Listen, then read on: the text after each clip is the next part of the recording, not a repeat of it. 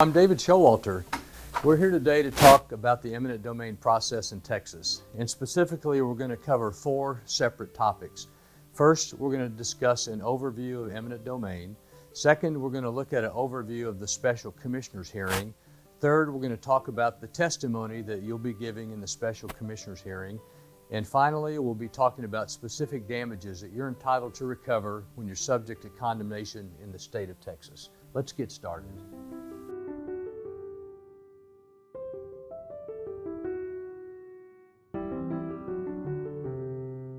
I first want to provide an overview of the eminent domain process in Texas. Many people are surprised to know how many different entities actually have the power of eminent domain. The state legislature grants this authority to different entities. They may be pipeline companies, cities, counties, state highway projects, power line projects, detention ponds, flood control facilities. There are school districts, there are innumerable entities really that have been given the power of eminent domain. Many times these projects can't be stopped or modified to not impact your property. So the main objective that we seek out is making sure that you get just compensation. Just compensation is a right guaranteed to you under the state and federal constitutions, and the carrying out of those rights or protection of those rights is through the due process provided by the Texas Property Code. And basically that process is the condemning authority is supposed to make a bona fide offer up front. We find that universally those offers are too low, way too low. And we rarely accept an offer or even try to negotiate before the special commissioner's hearing. At that point then, the condemning authority files a petition for condemnation, typically in one of the county courts where your property is located. That judge then appoints 3 special commissioners. The only qualification of those commissioners is that they are landowners in the county where your property is located. Then a special commissioner's hearing is coordinated among the lawyers for both sides, the witnesses, and the schedules of the special commissioners. Then a special commissioner hearing is conducted, usually in a conference room convenient to where the property is located. Both sides are given an opportunity to present evidence and information about the property and the value of the property.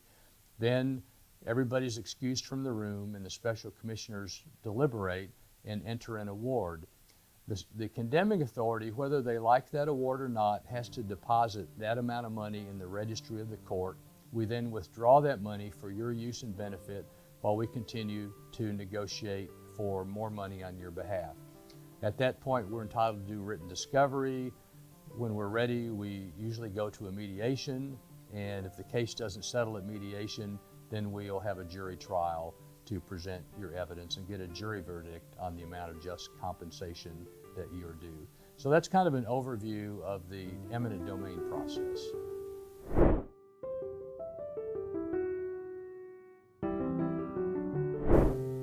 Let's talk now about the specifics of the special commissioner's hearing. What I want to highlight now is who are the participants at that hearing. These are the folks that will be testifying or people that you're likely to see. Of course, there may be a court reporter and the 3 special commissioners who are in charge of the hearing and listening to and receiving evidence. The condemning authority will be there along with their lawyers. Usually they'll have an engineer to discuss why the project is needed, why they need to take your land. They'll have an appraiser there to talk about how much they think your property is worth, how much you should be compensated for, and often there will be land planners or cost estimators. For your side, that will be there representing you, you'll be there to talk about your property. We'll have an appraiser in most cases, and sometimes we'll have land planners and cost estimators to talk about your property. Both sides will present evidence to the special commissioners. So let's take a look at what the special commissioner hearing setup may look like, conference room or otherwise. Follow me. This is a typical layout of a special commissioner's hearing. The 3 special commissioners who have been appointed by the court sit up at the front and they're in charge of the proceeding. And then on one side of the room is the attorney for the state and an engineer or appraiser for the state. There's a spot usually for the witness to testify from. We have a court reporter that's taking down the testimony of all the witnesses in the proceeding. And then over here on our side is our property owner and the lawyer from the Showalter law firm. Let's get started. Here's how a typical special commissioner's hearing proceeds. It's not as formal as a jury trial or a trial with a judge because the three commissioners are governing the process, but every witness that's going to testify is sworn to tell the truth. Usually there's a court reporter there, and even though it's relatively informal, often in a conference room, it's important that we know that the witnesses are telling the truth, and the court reporter is going to take down a record. So it's important to be careful about the testimony. So at the beginning of the hearing, each lawyer has the opportunity to give a brief opening statement to the special commissioners about what they believe their evidence is going to show and what amount is appropriate to be awarded as just compensation. After those brief opening statements, the condemning authority gets to present their evidence first. The lawyers will typically call an engineer or project manager to talk about the project, to explain why it's necessary to take your property, what's involved, and what is the scope of the project. Then they'll call typically an appraiser to talk about your property and what their opinion is of the value and the compensation that should be awarded. At each step along the way, we get the opportunity to cross-examine or ask those witnesses questions. After the condemning authority has put on their case, then it's our time to put on our evidence, and we'll call you, our landowner, to talk about the property and your opinions of value, the uses of the property. Then you'll be asked questions by the other lawyer. We'll, if we have an appraiser, call the appraiser to also talk about opinions of value testimony. Sometimes we may call arborists, land planners, engineers, construction experts to talk about construction costs. Then after we've put on that evidence and the other side's had a chance to question our witnesses, each lawyer will give a brief closing statement about how much they believe should be awarded as just compensation, and summarizing the evidence that the special commissioners have heard. Then everybody will be excused from the room while the three commissioners deliberate as to the amount of an appropriate award. That process usually takes 15 to 20, maybe 30 minutes. We'll all be called back in the room, and the commissioners will tell us how much the just compensation award is. It'll be written on an award form. That form will then be filed with the court. And that's really the end of the procedure, the special commissioner's hearing procedure, which usually takes 2 to 4 hours, sometimes longer in complex cases, but generally it moves along fairly quickly. So in a little bit, I'm going to talk to you specifically about the questions and topics that are going to be covered in your testimony when we call you to testify. Now, what I'm going to do in this upcoming segment is talk about the topics that we will lead you through while you testify at the special commissioner's hearing, because we want you to tell your story to the special commissioners so they understand how this is impacting you and what compensation you're entitled to recover. Please listen carefully to each question and then fully answer the question consistent with your understanding of your case and the information that we've covered concerning your damages and your property and how the taking is impacting you and the remainder of your property. We usually ask the property owner to give a brief personal background so the special commissioners will understand who you are as a person. We will then ask you to describe the area or market where your property is, how long you've owned it, and why you purchased the property. This is an important step to describe your property and to show that you have knowledge of the area and marketplace where your property is located. After we ask you to describe the general real estate activity in your area, we'll ask you to describe how your specific property is being used, what it could be used for, and what your plans are for the property. We will then ask you about your knowledge of real estate values and how you have that knowledge. This is an important area of testimony because the law allows you to testify about value just like an appraiser can testify about value, so long as you have a basis for your opinion. And we'll talk about some of the ways that you can provide a basis for your opinion. That includes talking with other landowners, with other real estate agents and brokers, talking with appraisers, doing research, being familiar with other transactions in your area. Listing prices are helpful, but not evidence of fair market value.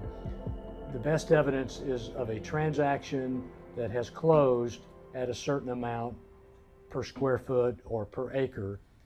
That is the best evidence. So all of those things, those discussions, that research, that knowledge of transactions goes into forming your opinion of value along with your knowledge and understanding of your property. So after we ask you for the basis of your opinion about value, we will then ask you what that opinion is.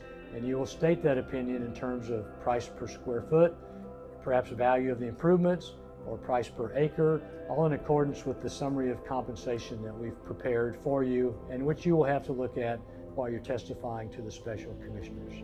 We will then ask you whether the project will have an impact on the remainder of your property.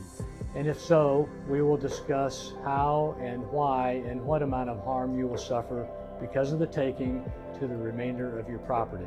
At that point, we will summarize your testimony and ask you if the amount you're asking the special commissioners to award to you as just compensation is the amount set out in your summary of compensation, and you will say, yes, it is.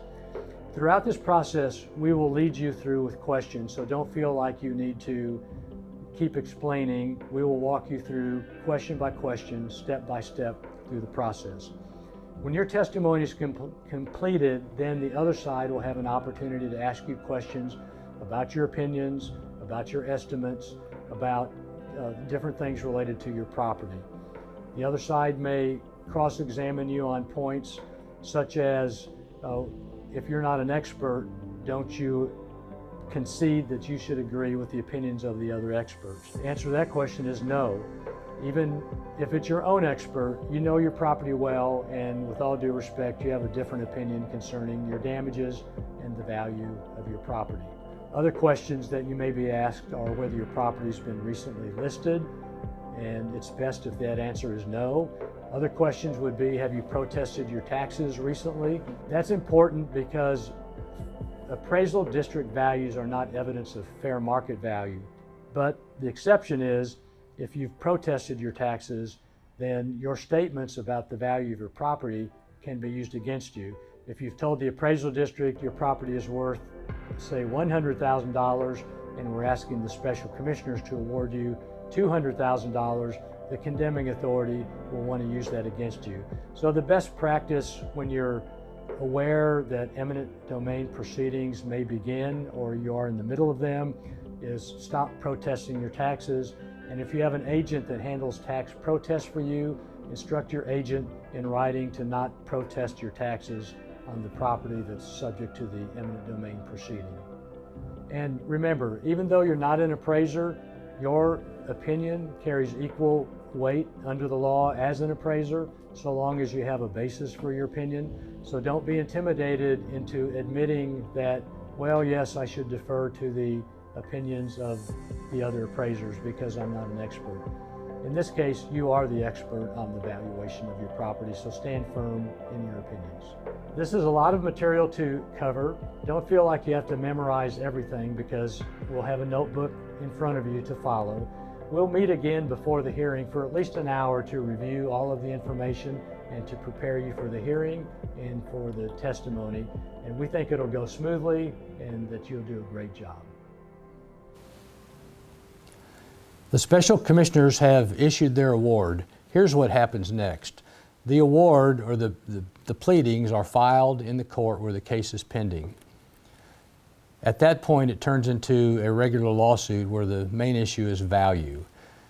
We have 20 days after the filing of the award to object to the award if we don't like it. Likewise, the condemning authority, if they think the commissioners awarded too much money, have the right to object to the award. At that point, if either party objects, the award is not binding on either side. However, if the condemning authority doesn't like the award, they think it's too high, they still have to pay the amount of the award.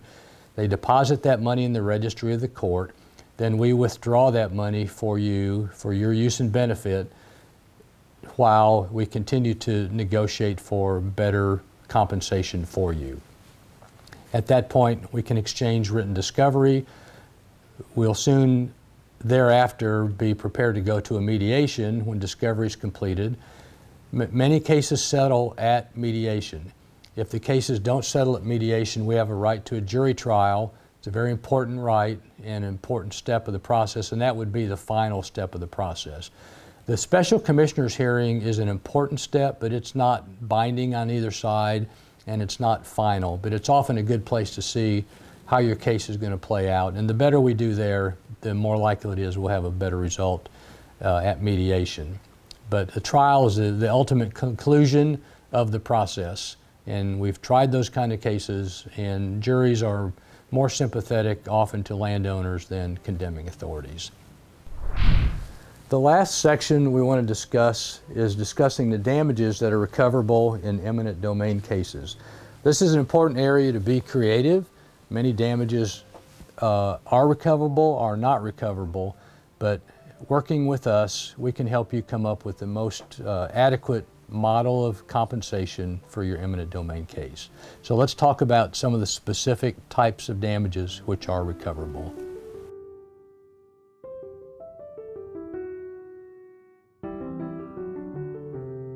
The first major component of damages you're entitled to recover are damages for the part taken. That includes the land that is taken, any buildings or improvements in the area of the take.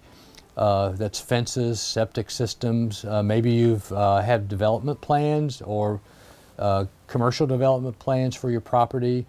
What would it cost to build the improvements that are being lost? Of course, there's an argument about the depreciation of those improvements that we always fight about, but we want to prove those different types of damages for you.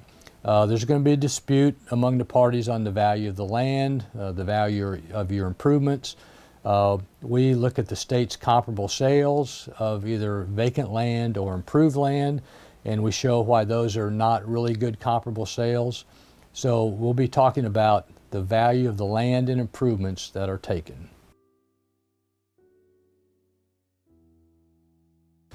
Another important segment of damages you're entitled to recover are damages to the remainder of your property after the taking.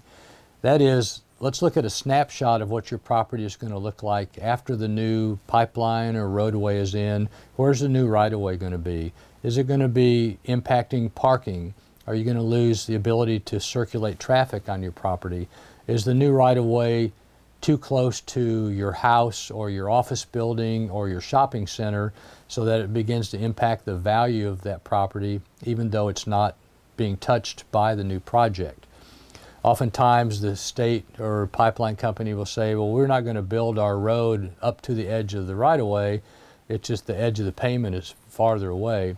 But in fact, they've got the right to build all the way up to the right-of-way line if they want to, and that's what needs to be considered. Often the right-of-way will impact improvements directly, but those improvements are also supported by outbuildings or other, for a church, for example, gymnasiums. If those supporting structures, chapels and like, are now no longer having a main function to support, then they should be damaged as well. There's arguments about setback lines, parking requirements, safety. The developable area may be too small after the take to put in well and septic or construct other improvements consistent with county regulations.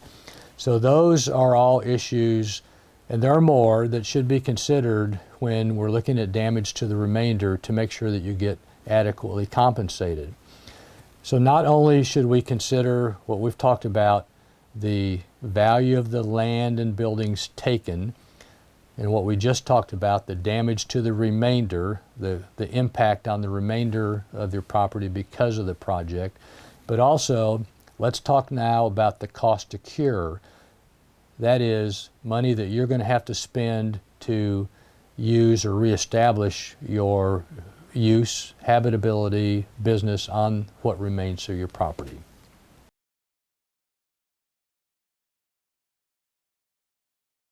So this next section is called the cost to cure. We now know that you've lost land. Buildings have been lost or impacted, maybe need to be relocated. So what are you going to have to do to use the remainder of your land? You're going to have to install new landscaping, new driveways, cost of new wells, septic system, billboards or signage, fencing. What out-of-pocket expenses are you going to have to use what's left of your land? Will the drainage be impacted? What permits will you need? What setbacks are required by the city or county or jurisdictions in which the property is located, which will limit your ability to develop and build on the rest of your property?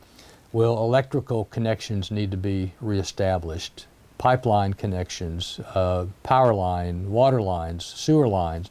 Those are all expenses that may be incurred by you to continue to use your property after the project has come and gone.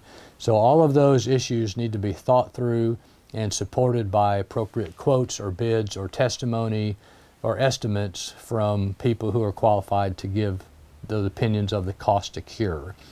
So what we do is consider all of these factors, the value of what's taken, the damage to the remainder, and the cost to cure, and present those in the most credible way that we can to make sure that you receive just and full compensation in your eminent domain case.